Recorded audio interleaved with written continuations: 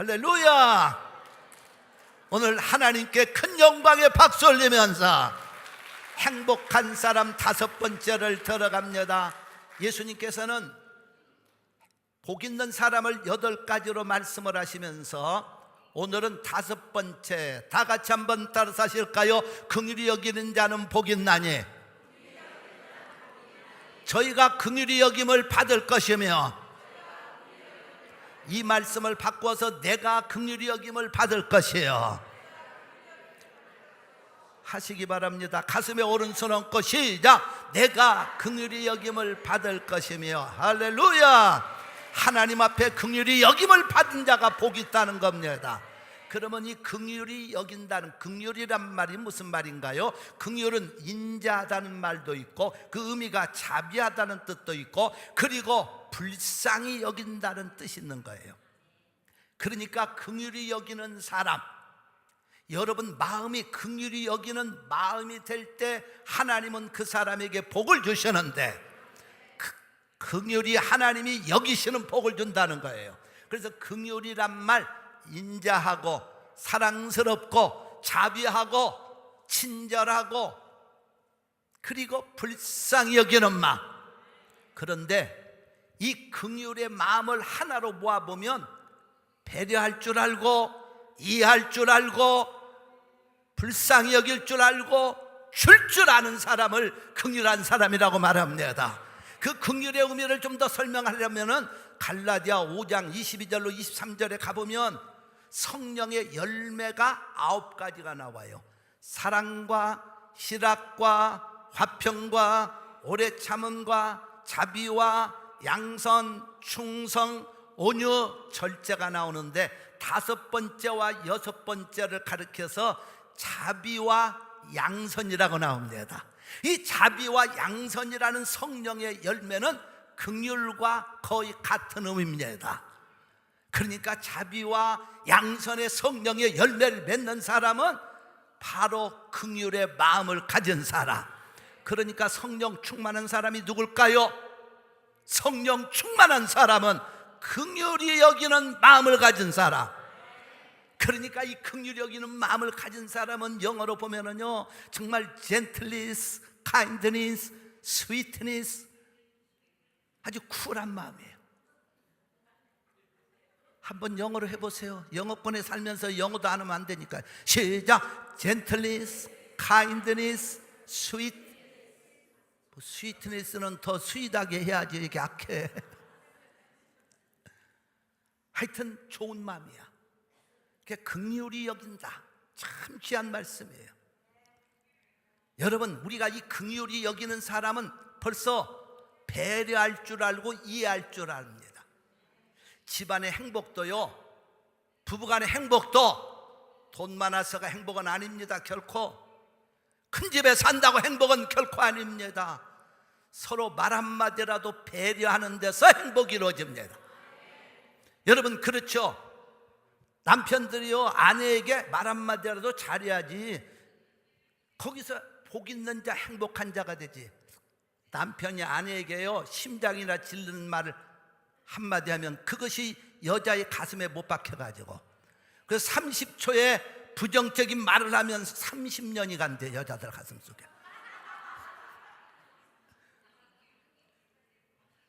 남편이 그냥 뱉은, 무심코 뱉은 아주 나쁜 말 한마디는 여자의 심장에 들어가서 30년 동안을 응어리지게 만든다니. 말 한마디라도 좋은 말을 해야 행복한 가정이 돼요. 할렐루야. 말 한마디라도 좋은 말. 항상 여자들은요 남편한테 좋은 말 듣기를 원해요. 그래서 여자들은요 옷을 입고서라도 꼭 물어봅니다. 나 어때? 저 입사람도 꼭 입고 나한테 물어봐요. 할렐루야. 그때 남자들이 에이 집어치워라 이 뚱보야 거기다 입어본다. 그러면 그 말 한마디는 영원토록 여자의 가슴을 멍드는 거예요. 물어볼 때마다 저는 참 좋다고 합니다. 멋져요? 아름다워요? 여러분 항상 좋은 말로 배려할 줄 아는 넓은 마음을 가져야지. 말 말 한마디라도요 그냥 이상한 말을 하고 배려하지 않는 겁니다. 불행한 거예요. 그 가정은. 여자들이 화장을 해도요 남자들은 좋은 남편은 좋은 말을 해줘야 돼. 당신 얼굴에 화장하는 모습이 너무 예뻐요. 너무 예뻐요. 남자들만 한번 해보세요. 당신의 화장하는 모습이 너무 예뻐요. 시작. 이럴 줄 알아서 영어권의 남편만이 최고라지. 이래서 한국 남자들이 항상 부족한 거에 많아. 한번 우리 다 같이 한번 해봅시다. 당신의 화장하는, 남자들 그래야 길을 좀 살려주기 위해서. 당신의 화장하는 모습이 너무 예뻐요. 할렐루야. 할렐루야. 박수.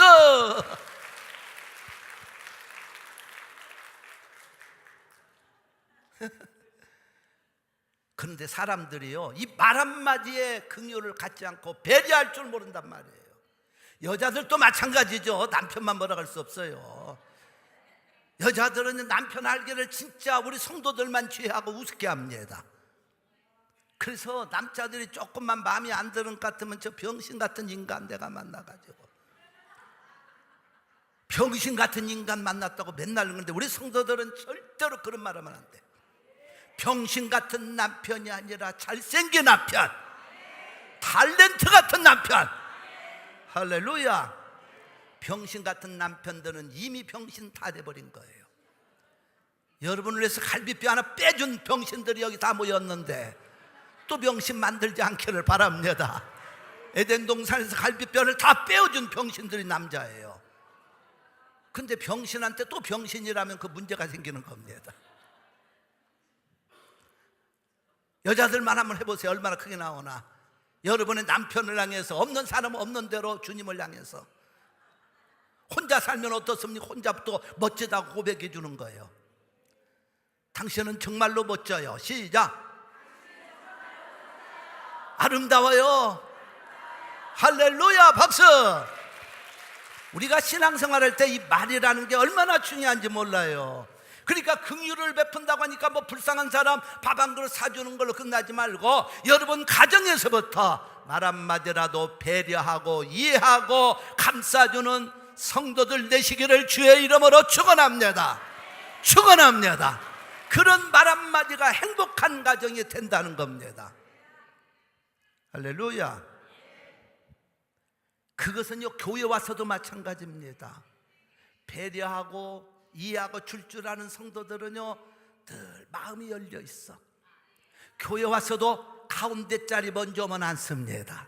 그래가지고 내가 가운데 앉아야 늦게 오시는 분들이 옆에 들어오지. 어떤 분은요 너무 배려도 없습니다. 교회 오면은 일찍 왔으면 꼭 가에 앉아가지고 그것도요 발을 걸치고 아무도 못 들어가게 만드는 경우가 있어요.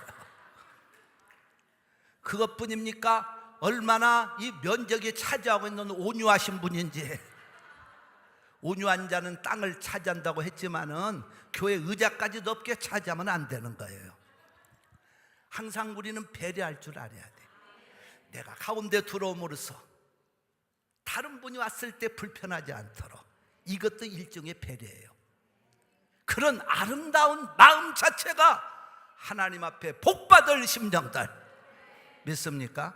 어떤 분들은요 콩 맥혀가지고 우리 성도들만 죄놓고, 죄송합니다, 이 방송이 어떤 때는 막 다른 주에서 듣고 한국에 듣기 때문에 미안하지만 어떻든 간에 우리 성도들만 죄내고 콩 막힌 사람들은 옆에 제일 의자도 가에 앉아가지고 이건 내 자리야, 죽어도 내 자리야. 불행한 거예요. 정말 불행한 겁니다.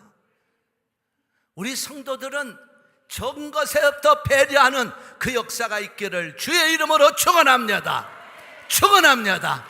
남을 배려할 줄 아는 긍휼히 여기는 마음, 아름다운 마음이에요. 그런 마음을 하나님이 복을 주신다는 거예요. 믿습니까? 콩 맥힌 사람들 정말 힘들어요. 콩 맥히지 마세요. 배려하고 이해하고 감싸 주시기를 바랍니다. 그러니까요 이런 사람들은 벌써 하나님 앞에 복받을 그릇이 되어 있는 사람들이에요. 할렐루야, 할렐루야. 성가대를 하든지 주일학 교사를 하든지 어떤 일에 봉사하든지 항상 배려하는 사람이 그 단체를 리드하는 복 있는 자가 되는 겁니다. 콩 막힌 신앙생활은요, 본인도 불행하지만 다른 사람에게 폐를 끼치는 거예요. 그런 마음으로 사회생활도 하고 일도 하고 사람을 대할 때 거기서 하나님의 복을 받습니다. 여러분, 저는 백안가지의 마음을 여는 책을 썼던 댄 클라크 씨의 그 얘기가요, 늘 생각할수록 감동이 되는 이야기예요. 공동 저자였던 댄 클라크, 그는 이런 얘기를 합니다. 자기가 책을 써가지고 얼마를 벌었느냐, 2천만 불을 벌었답니다. 2천만 불이면 영어로 어떻게 됩니까? 통역하고 있지만 1밀리언, 1,000만 불이면 10밀리언, 20밀리언을 벌었다는 거예요. 어떻게 그런 많은 복을 받을 수 있었느냐? 어릴 때 자기 아버지로부터 받은 훈훈한 감동 때문에 돈을 벌었다고 그런 얘기하는 거예요. 자기 아버지와 함께 서커스 구경을 갔습니다. 아버지 손을 잡고 가면서 너무 서커스를 볼 기분에 들떠 있었습니다. 자기 바로 앞에 어떤 가난한 부부가 8명의 아이를 데리고 서 있습니다. 그분들이 표를 끊고 나면 자기가 가서 아버지가 표를 끊고 서커스를 들어갑니다. 그런데 앞에 서 있던 가난한 부부의 8 아이들을 데리고 온 부모가 표를 먹고 돌아서더라는 거예요.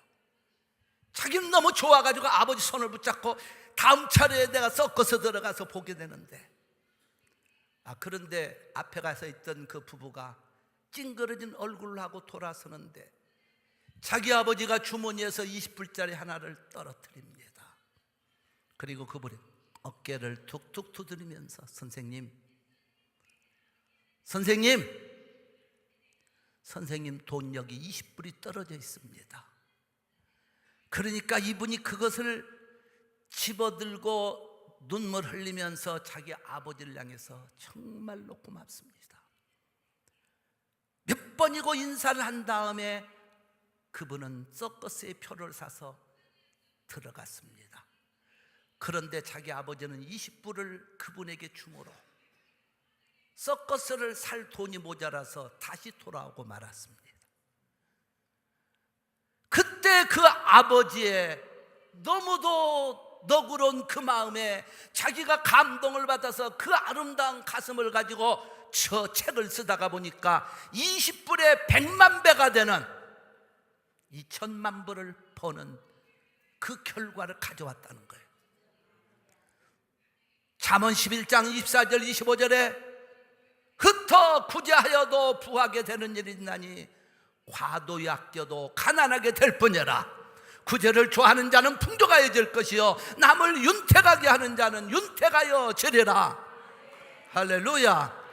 누가복음 6장 38절에 예수님은 이렇게 말씀합니다. 주라 그리하면 너에게 줄 것이요 후히 되어 흔들어 넘치도록 하여 너희에게 안겨주리라.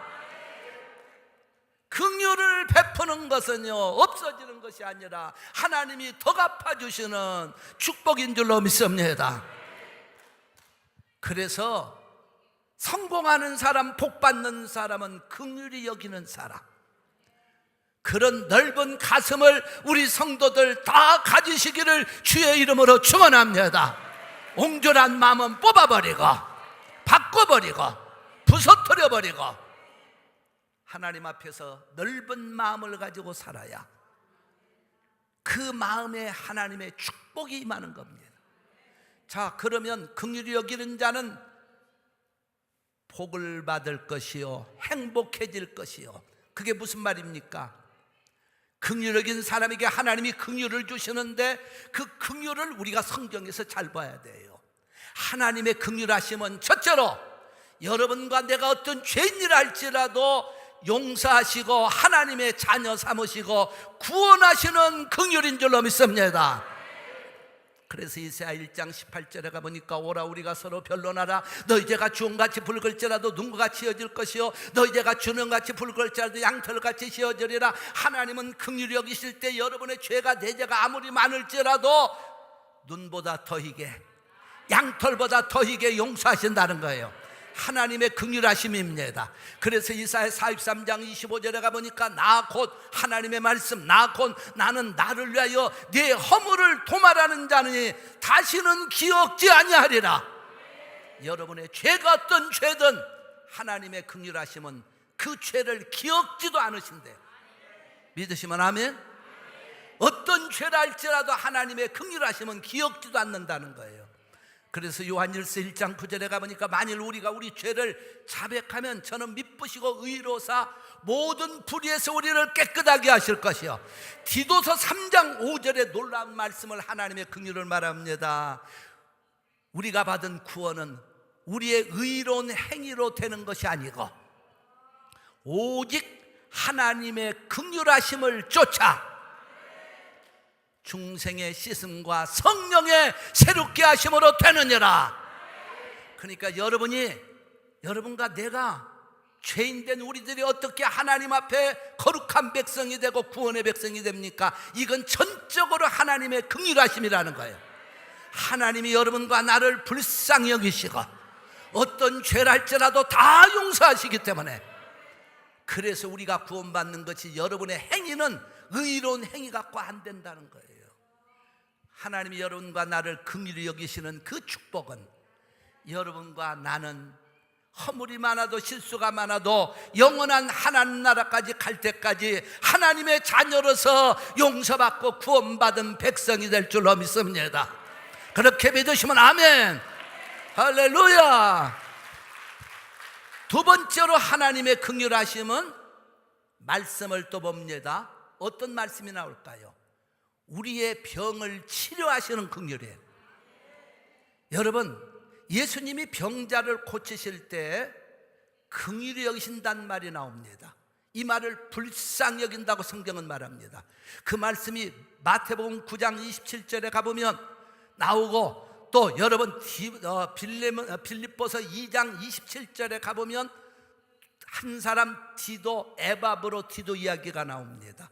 똑같이 거기 말씀에 보면 불쌍히 여기사, 그러니까 주님이 소경을 고쳐주실 때에도 불쌍히 여기셨다. 에바브로디도가 죽을 병에서 나을 때에도 하나님이 불쌍히 여기사, 그러니까 병든 자가 고침받을 때 하나님은 긍휼을 주셨다는 거예요. 여러분, 저는 여기서 두 가지를 말씀드립니다. 하나님의 긍휼을 받으면 첫째로 여러분과 나는 이 세상 사는 동안 하나님의 주시는 긍휼하심 속에서 건강하게 살 줄로 믿습니다. 그러니까 우리가 병들었을 때 고침받는 것만 신유가 아니고 건강하게 여기까지 산 것도 신유예요. 여러분, 이 세상은 질병 많은 세상이에요. 죽음 많은 세상. 그래서 시편 23편 4절에 가보니까 내가 사망의 죽음의 음침한 골짜기로 다닐지라도, 지금 이 세상에 얼마나 죽음이 많아요. 병 많지요, 죽음 많지요. 끄떡하면 걸렸다면 암병이죠. 사고로 죽지요. 병들었을 때 기도해서 고침받는 것만 신유가 아닙니다. 2017년 여기까지 여러분 건강한 몸으로 생명 있기에 여기 나와 예배드릴 수 있는 것도 하나님의 신유의 은혜, 긍휼하심이 있기 때문인 줄로 믿습니다. 할렐루야. 하나님의 긍휼하심. 그렇기 때문에 우리는 병들었을 때도 기도해야 되지만 내 몸이 성전에 나올 수 있는 이 건강도 감사해야 돼. 공동묘지에 누워있으면 여기 아무도 못 나와. 옆에 분하고 이런 인사합시다. 오늘 살아있음에 감사를 드립니다. 시작. 성전에 나올 수 있음에 감사를 드립니다. 하나님이 긍휼히 여기시면은요, 그래서 하나님이 긍휼히 여기실 때 여러분의 병 많은 세상에서 건강으로 지켜주시고 죽음 많은 세상에서 건강으로 지켜주셔서 우리를 살게 하시는 줄로 믿습니다. 여기까지 하나님의 긍휼하심이 있는 것 감사하면서 우리가 몸이 병들었을 때 불쌍히 여김받아 고침받기를 예수의 이름으로 축원합니다. 축원합니다. 병들었을 때 우리는 기도해야 돼요. 그래서 고침받아야 돼요. 할렐루야, 할렐루야. 하나님 앞에서 우리의 신유 얼마나 감사한지 몰라요. 그건 다 하나님의 긍휼하심이라는 거예요. 하나님이 불쌍히 여길 때, 여러분, 그러니까 우리가 병들었을 때 병원도 물론 가야죠, 의사도 봐야죠, 약도 써야 되지만 근본적으로 낫게 하시는 분은 하나님이십니다. 그러므로 아버지의 긍휼하심을 늘 구하면서 사시기를 주의 이름으로 축원합니다. 축원합니다. 할렐루야. 뉴욕에 우리 미국의 유명했던 부자 하나가 락펠러 아닙니까? 그는 33세에 백만장자가 되고 43세에 미국의 부자가 되고 53세에 세계의 부자가 되었어요. 지금의 현 시대가 아니라 19세기 초반까지 살았던. 그런데 그분은 세계적인 부자가 되었는데 죽을 병에 걸린 거예요. 머리가 다 빠지고 눈썹이 다 빠지고 어떻게 할 방법이 없었어요. 그래서 이분이 병이 걸려서 이제 마지막 병원에 검진 들어갔습니다.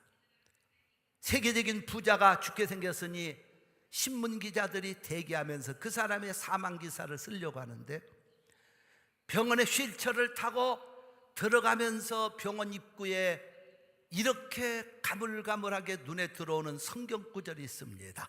사도행전 20장 35절, 주 예수의 말씀하신 바 받는 자보다 주는 자가 복 있다 하심을 기억하여야 할지니라.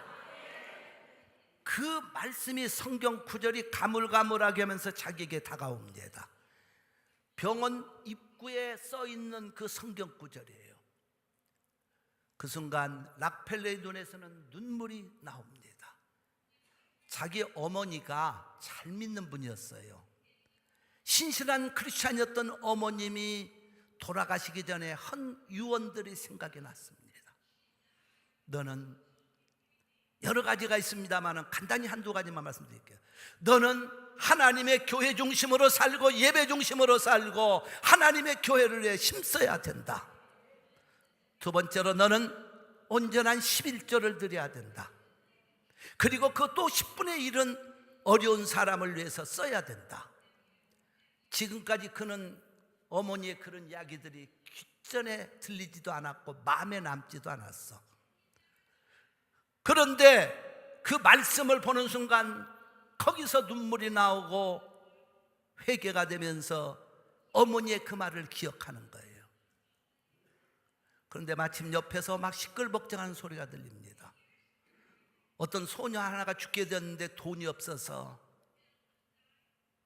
병원에 제대로 치료를 받을 수 없는 아이 때문에 벌어진 소동입니다. 아무도 모르게 비서에게 저 아이의 모든 병원비를 다 대라고 그랬어요. 그 결과 아이가 살아납니다. 그런데 놀랍게도 그가 그런 마음을 가지고 하나님의 긍휼하심을 받으니까 죽을 병에서 살아나는데 98살까지 삽니다. 우리 성도들은 120살까지만 사세요. 아멘 하는 분만 살지어다. 할렐루야 박수로. 여러분, 죽을 병인데도 불구하고 하나님의 긍휼하심이 임하니까 98살까지 살았어. 그래서 그가 자서전에서 고백하기를, 내가 죽을 병든 그 아이를 위해서 전체 병원비를 대줘서 아이가 살아났을 때 행복이 너무 기뻤다. 이제부터는 내가 주는 자로 살리라. 그래가지고 그가 창설한 재단이 락펠러 재단이에요. 그건 순전히 세상으로 돈을 내보내려고 조직한 재단입니다. 우리 교회가 이민자의 이 땅에서 가장 좋은 교회, 가장 멋진 교회, 가장 최고의 교회가 된 것은 우리 교회도 주기 때문에 그렇게 된 거예요. 우리 교회 주는 락펠러 재단은 아니고 무슨 재단? 필홍 재단? 우리는 월드 미션이에요. 개척하면서부터 저는 어려워도 자꾸 세상으로 내보내자, 주자. 할렐루야. 주는 교회가 되기 위해서 우리 월드 미션을 조직. 우리 교회가 남성교회가 있습니까? 여성교회가 있습니까? 무슨 기관 아무것도 없어요. 오직 하는 일은 월드 미션에 우리가 물질을 넣어가지고 그 물질로 내보내자, 세계를 선교하자. 할렐루야, 할렐루야. 계속해서 지금까지 우리는 내보내려고 그 미션을 만든 거예요. 우리 잘 먹고 잘 쓰려고 한 게 아니고 계속 내보내면서 지금까지 여러분 19년 동안 내보냈더니 하나님이 우리 교회를 이렇게 빚 없이 지켜야 하는. 어떤 사람들은 안 믿읍니다. 빚 없이 졌다면 뭐 어떻게 빚 없이 짓냐? 빚 없이 짓는 건 간단해. 하나님이 긍휼히 여기시면 되는 거예요.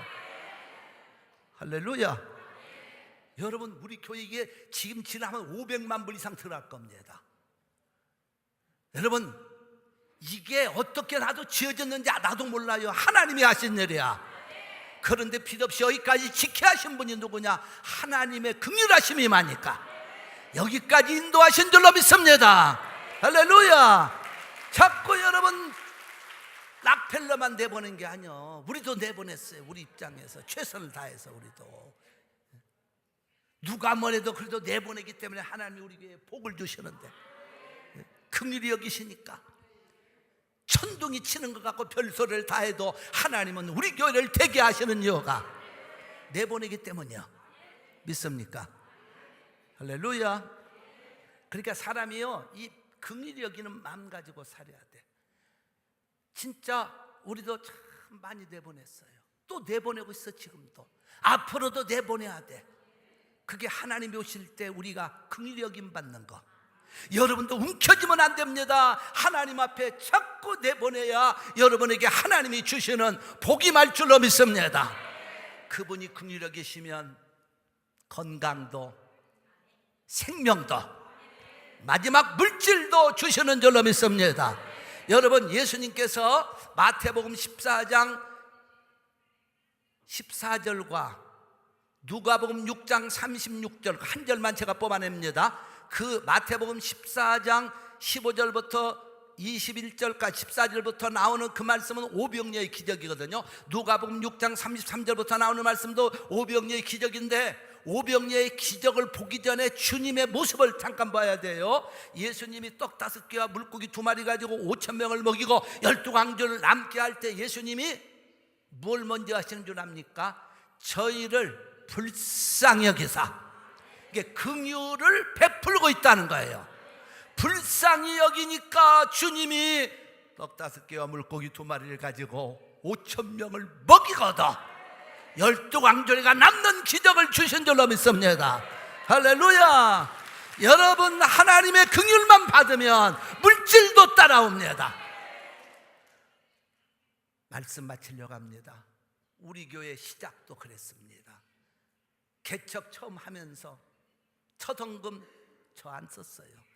얼마 되지도 않는 거예요, 당시로서는. 그러나 그것도 큰 거죠. 몇 사람 모여서 우리 가족끼리 드린 거니까. 그 헌금을 저도 안 썼습니다. 내보냈어요. 하나님이 그걸 다 보신 거야. 그 결과는 오늘날 지스리 교회가 탄생되는 가장 아름다운 성전으로 하나님이 복을 빌어 주셨으니, 여러분 긍휼을 베푸는 자로 살아서 이 땅에서도 복을 누리시기를 예수의 이름으로 축원합니다. 축원합니다.